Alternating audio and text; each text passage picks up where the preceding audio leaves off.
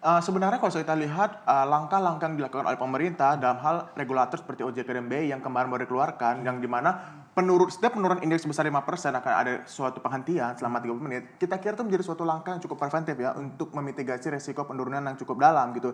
Namun, kita perlu melihat bahwa meskipun langkah ini cukup prospektif atau baik, saya rasa memang langkah ini masih cukup kurang menggairahkan pasar. Kenapa? Karena kita pikir dengan rentang interval sebesar 5% dengan penurunan indeks yang sudah berjalan kemarin 6%, saya pikir ini terlalu jauh untuk bisa misalnya terlalu sulit untuk diimplementasikan. Saya kira lebih baik apabila penurunan indeks yang terjadi ketika 3,5 sampai 4% itu lebih relevan untuk diimplementasikan oleh pemerintah gitu ketika market kita turun seperti itu, dan lebih langkah yang lebih tepat gitu dibanding 5% penurunannya seperti itu. Jadi sebenarnya secara keseluruhan kita pikir langkah pemerintah sudah cukup tepat dalam langkah memitigasi risiko penurunan indeks, tetapi kita perlu melihat evaluasi sebenarnya dengan penurunan kita yang udah turun 6% kemarin, kita pikir seharusnya ada suatu rentang yang sedikit lebih pendek gitu memitigasi risiko yang lebih dalam lagi. Mungkin kita pikir bisa di antara 3,5 sampai 4% penurunan terjadi baru dihentikan selama 30 menit seperti itu. Sebelum angka selanjutnya adalah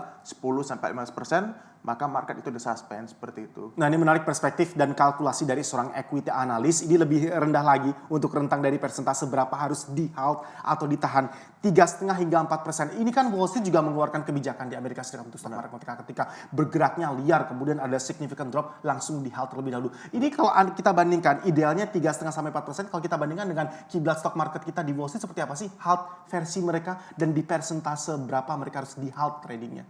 Ya, sebenarnya kalau kita bandingkan sama market Wall Street yang lebih mature gitu, yang lebih dewasa, kita pikir kurang relevan. Tidak apple to apple. Dimana kalau kita lihat Amerika Serikat yang lebih dewasa dalam hal market size-nya juga size-nya lebih besar gitu. Jadi kita tidak bisa memberikan persamaan mengenai hal tadi dengan kondisi di Amerika Serikat gitu. Nah, kembali lagi ke Indonesia, kita pikir memang Indonesia ini kan cukup agresif dalam baik itu dalam kenaikan atau penurunannya gitu. Bahkan kalau kita lihat memang kalau market Amerika bisa turun 3%, kita bisa dua kalinya atau mungkin lebih besar gitu. Karena memang sekali lagi status kita sebagai negara emerging market dan memang status market kita masih immature atau belum dewasa gitu. Jadi memang kita perlu memiliki langkah preventif yang sebenarnya jauh lebih bisa memitigasi resiko tersebut, yaitu dengan cara memitigasi resiko dengan cara membuat penurunan itu agak sedikit lebih relevan dengan kondisi market kita dibandingkan seperti di Amerika Serikat seperti itu.